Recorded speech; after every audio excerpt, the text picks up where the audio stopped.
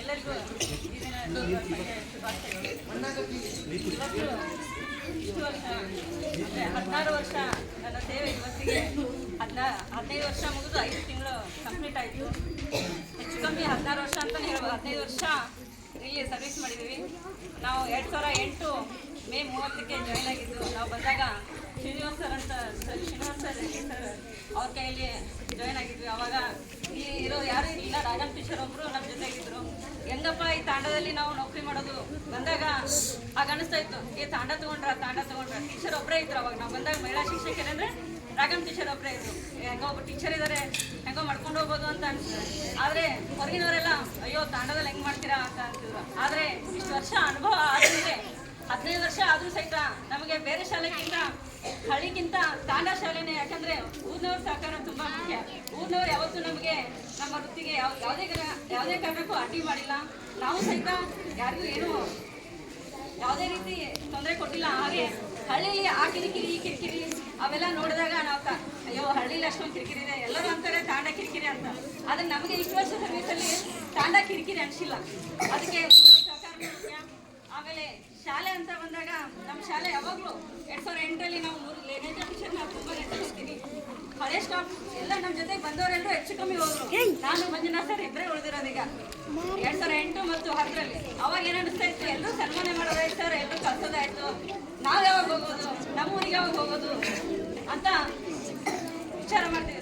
ಪ್ರತಿಯೊಬ್ಬ teacher ragam teacher ಹೋದ್ರು, Amregowda sir ಹೋದ್ರು, ಪರ್ವೀನ್ ಟೀಚರ್ ಆಮೇಲೆ ಬಂದರು, ಗೀತಾ ಟೀಚರು ಎಲ್ಲರನ್ನ ಸೆಂಡಪ್ ಮಾಡಿದಾಗ ಆಮೇಲೆ ಕೊನೆಗೆ ಶ್ರೇಷ್ಠ ಸರ್ ಹೋದಾಗ ತುಂಬ ಬೇಜಾರಾಯಿತು. ಒಬ್ಬರ ಮನೆಯಲ್ಲಿ ಹಿರಿಯರನ್ನ ಕಳ್ಕೊಂಡಾಗುತ್ತೆ, ಸರ್ ಯಾಕೆ ಹೋದ್ರಪ್ಪ, ಇಲ್ಲೇ ಇರಬೇಕಾಗಿತ್ತು ಅನಿಸ್ತಿತ್ತು. ಸರ್ ಹೋದ್ಮೇಲೆ ತುಂಬ ಒಂಥರ ಹೆಂಗೋ ಮನೆ ಹಿರಿಯರನ್ನ ಯಾರೂ ಇಲ್ಲ ಅನಿಸ್ತು. ಆಗ ಮಂಜುನಾಥ್ ಸರ್ ಚಾರಿಸ್ಕೊಂಡ್ರು. ಎಲ್ಲ ಮಂಜುನಾಥ್ ಸರ್ ಬೇರೆ ಇಲ್ಲ, ನಮ್ಮ ತಮ್ಮ ಬೇರೆ ಇಲ್ಲ ಅಂತ ಎಲ್ಲ ಸ್ಟಾಫ್ನವ್ರು ನಾವು ಒಂದೇ ಮನೆ ಥರ ಇದ್ವಿ.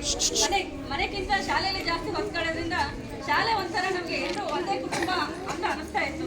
ನಾವು ಶಾಲೆ ಮೊದಲು ಬಂದಾಗ ಇಡೀ ದಿನ ಶಾಲೆ ಬಗ್ಗೆನೇ ಮಾತಾಡೋದು, ಮನೆಗೆ ಹೋಗಿ ಸಹಿತ ಶಾಲೆ ಬಗ್ಗೆನೇ. ಶಾಲೆನೇ ನಮಗೆ ಜೀವನ. ನಾವು ಇರೋದೇ ನಮ್ಮ ಮಕ್ಕಳ ಜೊತೆ ಇರ್ತೀವಿ, ನಾವು ಮಕ್ಕಳ ಜೊತೆಗೆ ಮಕ್ಕಳಾಗಿ ಇದ್ದು ನಾವು ನೌಕರಿ ಮಾಡ್ತೀವಿ. ಹಾಗಾಗಿ ಮಕ್ಕಳ ಥರನೇ ಮಕ್ಕಳ ಜೊತೆಗೆ ಇತ್ತು ಮನೆಯಲ್ಲೂ ಸಹಿತ ನಾವು ಅಷ್ಟೇ ಶಾಲೆ ಬಗ್ಗೆನೇ ಮಾತಾಡೋದು. ಮನೆಗೆ ಹೋಗಿ ಸಹಿತ ಸರ್ ಜೊತೆ ಟೀಚರ್ ಜೊತೆ ಶಾಲೆ ಬಗ್ಗೆನೇ ಮಾತಾಡ್ತಾ ಇದ್ವಿ. ಶಾಲೆ ಅಂದರೆ ಅಷ್ಟು ನಮಗೆ ಯಾವತ್ತು ತಾಂಡದಲ್ಲಿ ಮಾಡ್ತಾ ಇದೀವಪ್ಪ, ಈ ಮಕ್ಕಳಿಗೆ ಯಾವುದೂ ರೀತಿ ನಮಗೆ ಬೇಜಾರಿಲ್ಲ, ಅಷ್ಟೊಂದು ಖುಷಿ ಇದೆ. ಇಷ್ಟು ವರ್ಷ ನಮಗೆ ಬೇಜಾರಿಲ್ಲ. ನನಗೆ 16 ವರ್ಷ ಮಾಡಿದ್ದೀನಿ ಅನ್ನೋದು ತುಂಬ ಖುಷಿ ಇದೆ. ಊರ ಕಡೆ ಹೋಗ್ತಾ ಇದ್ದೀನಿ ಅನ್ನೋದು ಖುಷಿ ಇದೆ. ನಿಮ್ಮೆಲ್ಲ ಬಿಟ್ಟು ಹೋಗ್ತೀನಿ ಅಂತ ಬೇಜಾರಿದೆ. ಆದರೆ ಒಂದಲ್ಲ ಒಂದಿನ ಮರಳಿ ಗುಡಿಗೆ ಅನ್ನೋ ಹಾಗೆ ಟ್ರಾನ್ಸ್ಫರನ್ನು ನಾವು ತುಂಬ ಇಷ್ಟಪಟ್ಟೆ ತೊಗೊಂಡಿದ್ದೀವಿ, ಇಲ್ಲ ಅನ್ನಲ್ಲ. ಆದರೆ ಇಷ್ಟು ಪ್ರೀತಿಯನ್ನು ಕೊಟ್ಟಂತಹ, ಇಷ್ಟು ಸಹಕಾರ ಕೊಟ್ಟಂತಹ ಊರನ್ನು ಬಿಟ್ಟು ಹೋಗಿ ನಮಗೂ ಬೇಜಾರಿದೆ. ತುಂಬ ಸಹಕಾರ ಕೊಟ್ಟಿದ್ದೀರಾ. ತುಂಬ ಮಕ್ಕಳು ಸಹಿತ ನನಗೆ ಮಕ್ಕಳು ತುಂಬ ಇಷ್ಟ. ಕೆಲವೊಂದ್ಸಲ ಮಕ್ಕಳನ್ನ ಜಾಸ್ತಿ ಬೈದಿದ್ದೆ, ಹೆಚ್ಚು ಕಮ್ಮಿ ಸ್ವಲ್ಪ ಬೈಯೋದು ಅನ್ಕೊಂಡು ನನ್ನ ಮನಸ್ಸಲ್ಲಿ ಜಾಸ್ತಿ ಯಾರಿಗೆ ಮಕ್ಕಳಿಗಾಯ್ತು ಯಾರಿಗಾಯ್ತು ಸ್ವಲ್ಪ ಟೀಚರ್ ಹೇಳಿದ್ರೆ ಸ್ವಲ್ಪ ಸ್ಟೇಟ್ ಫಾರ್ವರ್ಡ್ ಆಗಿರೋದ್ರಿಂದ ಯಾರಿಗಾದ್ರೂ ನನ್ನ ಮಾತಿನಿಂದ ಬೇಜಾರಾಗಿದ್ರೆ ತಮ್ಮ ಮನೆ ಮಗಳು ಅಂತ ಕ್ಷಮಿಸ್ರಿ. ಆಮೇಲೆ ನೇತ್ರ ಟೀಚರ್ ಕಳ್ಕೊಂಡು ಆಮೇಲೆ ಪರ್ವೀನ್ ಟೀಚರು ನೇತ್ರ ಟೀಚರ್ ಸ್ಥಾನನ ತುಂಬಿದ್ರು. ಅವ್ರ ಬಗ್ಗೆ ಹೇಳಬೇಕು. ನಾನು 6 ವರ್ಷ ಅವ್ರ ಜೊತೆ ಇದ್ದಿದ್ದು ಆ ದಿನ ಇದ್ದಂಗಾಗಿದೆ. ತುಂಬ ಒಳ್ಳೆ ಫ್ರೆಂಡ್ ಅಂತ ಹೇಳ್ತೀನಿ ಪರ್ವೀನ್ ಟೀಚರ್ ಬಗ್ಗೆ. ಆಮೇಲೆ ನೀಲಾ ಟೀಚರು ಸಹಿತ ತುಂಬ ಹಿರಿಯ ಶಿಕ್ಷಕರಾದರೂ ಸಹಿತ ಅವ್ರ ಜೊತೆಗೆ ತುಂಬ ಒಡನಾಟ ಇತ್ತು.